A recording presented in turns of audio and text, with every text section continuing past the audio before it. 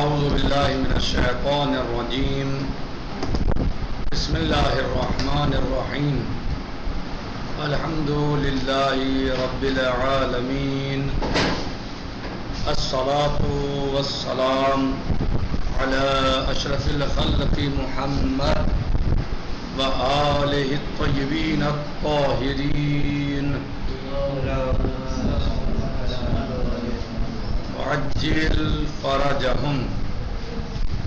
ہماری بحث اور گفتگو تھی سورہ مبارکہ حجرات میں آیت نمبر 9، اور وہ آیت شریفہ یہ ہے وَإِن بسم اللہ الرحمن الرحیم وَإِن طَائِفَتَانِ مِنَ الْمُؤْمِنِينَ اقْتَتَلُوا فَأَصْلِحُوا بَيْنَهُمَا فَإِن بَغَتْ إِحْدَاهُمَا عَلَى الْأُخْرَى فَقَاتِلُوا الَّتِي تَبْغِي حَتَّى تَفِيَّ إِلَى أَمْرِ اللَّهِ فَإِن فَاءَتْ فَأَصْلِحُوا بَيْنَهُمَا بِالْعَدْلِ وَأَقْسِطُوا إِنَّ اللَّهَ يُحِبُّ الْمُقْسِطِينَ. اور آیت نمبر 10 انما المؤمنون اخوة فاصلحوا بين اخويكم واتقوا الله لعلكم ترحمون. اس آیت شریفہ کے ذیل میں ہماری گفتگو تھی، یعنی ان دونوں آیتوں کے ذیل میں ہماری گفتگو تھی، اور ہم نے اس کے ترجمہ اور شان نزول کل گزشتہ درس میں بیان کیا. آج تفسیر اس کی بیان کرتے ہیں. کہہ رہے ہیں کہ مومنین ایک دوسرے کے بھائی ہیں. مومنین ایک دوسرے کے بھائی ہیں. قرآن جہاں ایک کلی اور عمومی قانون کے عنوان سے ہمیشہ اور ہر مقام کے لیے کہتا ہے جس وقت مومنین کے دو گروہ آپس میں نزاع کریں اور لڑ پڑیں تو ان کے درمیان صلح کرا دو. وَإِن طَائِفَتَانِ مِنَ الْمُؤْمِنِينَ اقْتَتَلُوا فَأَصْلِحُوا بَيْنَهُمَا. یہ ٹھیک ہے کہ اقتتلوا قتال کے مادے سے جنگ کے معنی میں ہے، لیکن یہاں قرائن اس بات کی گواہی دیتے ہیں کہ یہ ہر قسم کے نزاع اور جھگڑے کو شامل ہے. یعنی صرف قتال ہی کو شامل نہیں، بلکہ یہ ہر قسم کے جھگڑے اور نزاع جہاں بھی تنازع، جھگڑا، اختلاف ہو جائے ان سب کو یہ شامل ہے.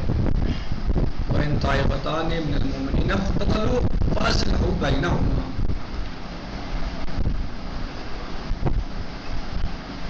چاہے وہ جنگ اور لڑائی تک بھی نہ جا پہنچے.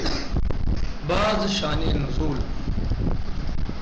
جو آیت کے لیے نقل ہوئے تھے وہ بھی اس معنی کی تائید کرتے ہیں.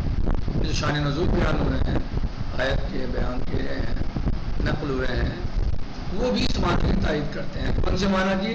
کہ معنی صرف قتال تک نہیں ہے، قتل و غارت تک نہیں ہے، بلکہ کسی بھی قسم کا کوئی تنازع، کوئی جھگڑا، کسی بھی قسم کا کوئی اختلاف ہو تو ان دونوں میں آپس میں صلح کرا دو، صحیح صلح کرا دو.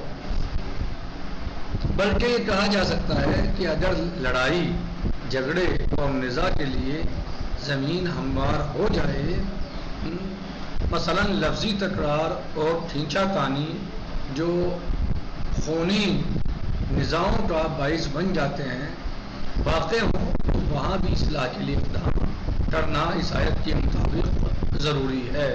یعنی ابھی کوئی قتل والی بات نہیں ہے، کوئی قتال والی بات نہیں ہے، لیکن صرف لڑائی جھگڑے ہیں جیسے ہو جاتے ہیں، یا آپس کی کھینچا تانی ہے، تکرار ہے، مخالفتیں ہیں ایک دوسرے کی. یہ جب ایسے حالات ہوں تو اس وقت پر ہی اس اقدام کو کرنا ضروری ہے. کون سے اقدام کو؟ صلح کے اقدام کو. کہ ایسے موقع پر ہی، یعنی اس کا انتظار نہ کرے کہ جھگڑا، قتل و غارت ہوگی تو جو ہے وہ ہم صلح کرائیں گے، نہیں، بلکہ جب دیکھیں کہ نزاع ہو گئی ہے، اختلافات ہو گئے ہیں اور مشکلات ہیں آپس میں، تو اسی وقت جو ہے وہ ان کو بٹھلا کر صلح کرا دینے چاہیے اور اس کا اقدام کرنا چاہیے. کیوں؟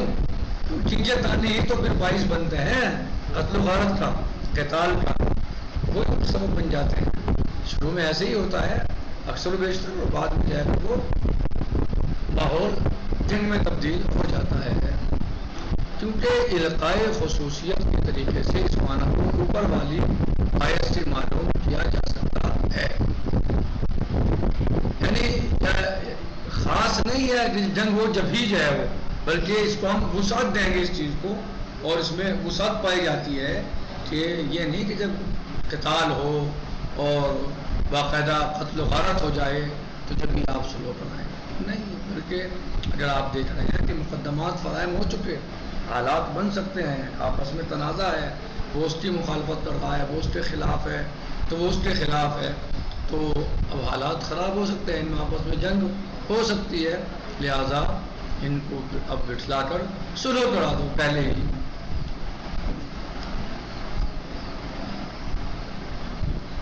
بہرحال تمام مسلمانوں کے لیے ایک حتمی وظیفہ اور ذمہ داری ہے کہ مسلمانوں کو آپس میں لڑنے جھگڑنے، نزاع اور خونریزی سے روکیں اور خود کو اس سلسلے میں ذمہ دار سمجھیں، نہ کہ بعض بے خبر لوگوں کی طرح تماشائیوں کی صورت میں بے پرواہی کے ساتھ ان مناظر کے قریب سے گزر جائیں، یا ان مناظر کے قریب سے گزر جائیں. کون سے مناظر؟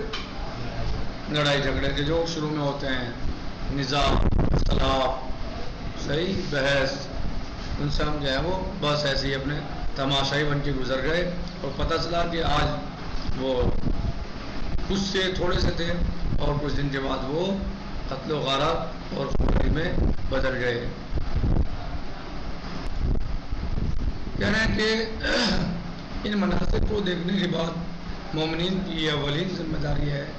اس کے بعد دوسری ذمہ داری کو اس طرح بیان کرتا ہے قرآن مجید: اور اگر ان دونوں میں سے ایک گروہ دوسرے پر تجاوز اور ظلم و ستم کرے اور صلح کی تجویز کو تسلیم نہ کرے، یعنی وہ اپنی دادا گردی میں ہو، اپنے آپ کو بہت زیادہ یعنی بڑا مان رہا ہو اور زیادہ مضبوط مان رہا ہو، تو پھر تمہاری ذمہ داری ہے کہ تم باغی اور ظالم گروہ کے ساتھ جنگ کرو، یعنی ظالم گروہ سے جنگ کرو، یعنی مظلوم کا ساتھ دو، جو صلح کی بات پر آمادہ ہے اس کا ساتھ دو.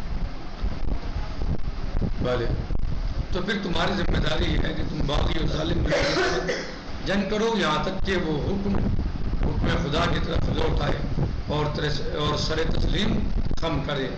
فَإِنْ بَغَتْ إِحْدَاهُمَا عَلَى الْأُخْرَىٰ فَقَاتِلُوا الَّتِي تَبْغِي حَتَّىٰ تَفِيءَ إِلَىٰ أَمْرِ اللَّهِ. واضح ہے کہ اگر باغی اور ظالم گروہ کا خون اس دوران میں بہہ جائے، واضح ہے کہ اگر باغی اور ظالم گروہ کا خون اس دوران میں بہہ جائے تو وہ خود اسی کی گردن پر ہے. کس کی؟ باغی کی، ظالم کی. اور اس صلاح کے مطابق اس کا خون حاضر اور رائگان گیا ہے، اگرچہ وہ مسلمان ہی ہوں، کیونکہ نزاع دو مسلمان گروہوں کے درمیان پیدا ہوئی ہے. یہاں جو بات چل رہی ہے دو مسلمان گروہوں کے درمیان چل رہی ہے. جو ظالم گروہ ہے اس کا خون بھی بہتا ہے تو اس کا خون رائگان ہے، کیونکہ وہ ظالم ہے، اس نے ایک کام شروع کیا، وہ نے شروع کو مانا. صحیح.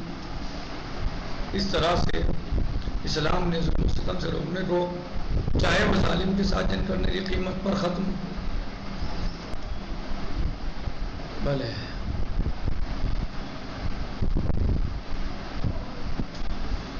اس طرح سے اسلام نے ظلم و ستم سے روکنے کو، چاہے وہ ظالم کے ساتھ جنگ کرنے کی قیمت پر ختم ہو، لازم و ضروری سمجھا ہے.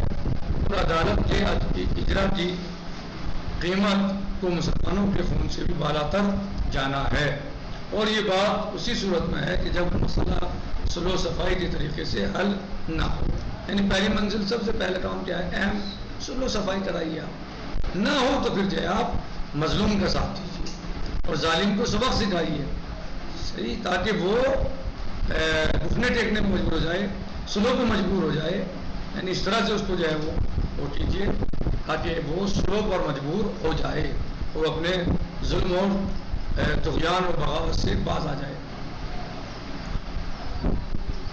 اس کے بعد تیسرے حکم کو بیان کرتے ہوئے کہتا ہے قرآن مجید: اگر ظالم لوگ خدا کے حکم کے سامنے سر تسلیم خم کر دیں اور صلح کے لیے اسباب فراہم ہو جائیں تو ان دونوں کے درمیان عدالت کے اصول کے مطابق صلح کرا، یعنی اگر وہ آمادہ ہو گیا، ٹکر لگ گئی، سمجھ گیا کہ وہ بات چلنے والی نہیں ہے، برادری، سماج، ماحول، گاؤں کے لوگ سب لوگ خلاف ہو رہے تمہاری کوئی نہیں سن رہا ہے غلط بات کو تمہاری، تو وہ مجبور ہو جائے گا نا۔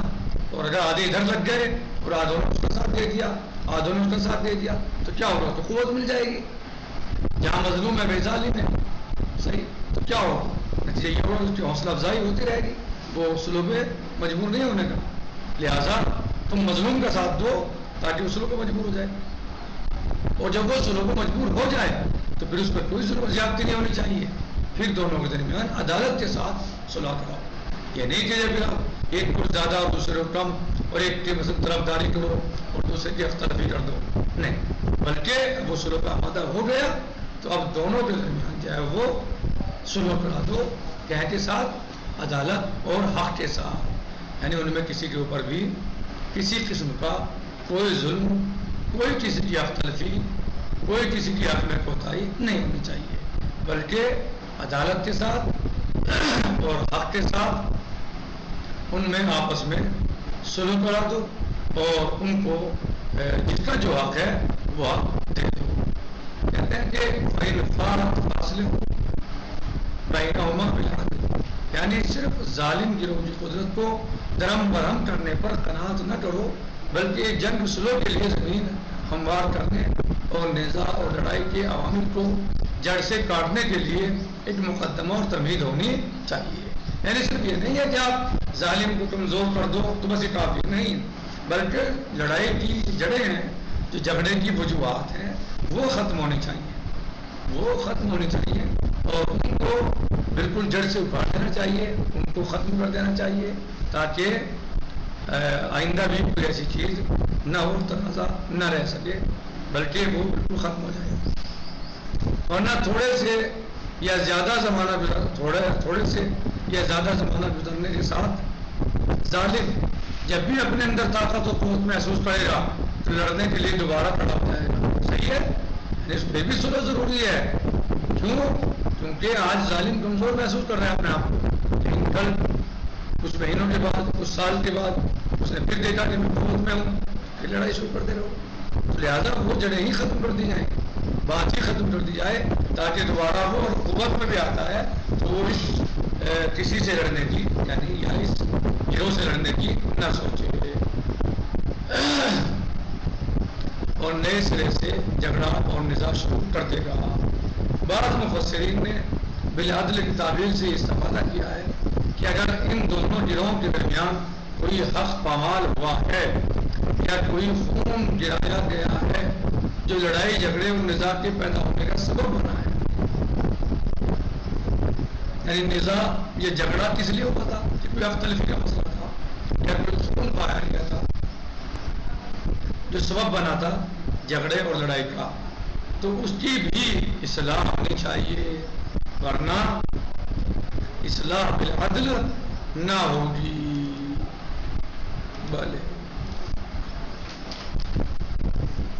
اور چونکہ گروہی میلانات بعض اوقات افراد کو فیصلہ کرتے وقت، یعنی پارٹی کا جو میلان ہوتا ہے، مثلا وہ بعض اوقات افراد کو فیصلہ کرتے وقت دو متخاصم گروہوں میں سے ایک کی طرف مائل کر دیتے ہیں، یعنی ایک زیادہ ایک کو کم دیتے ہیں، تو ایسا نہیں ہونا چاہیے، اور فیصلہ کرنے والوں کی بے طرفی اور غیر جانبداری کو توڑ دیتے ہیں یہ چیزیں۔ اس لیے قرآن چوتھے اور آخری حکم میں مسلمانوں کو تنبیہ کر رہا ہے کہ عدل و انصاف سے کام لیں اور ہر قسم کی جانبداری کی نفی کریں، کیونکہ خدا عدالت کرنے والے لوگوں کو دوست رکھتا ہے۔ وَأَقْسِطُوا إِنَّ اللَّهَ يُحِبُّ الْمُقْسِطِينَ۔ الحمدللہ رب العالمین۔ السلام علیکم ورحمۃ اللہ وبرکاتہ۔ فی امان اللہ۔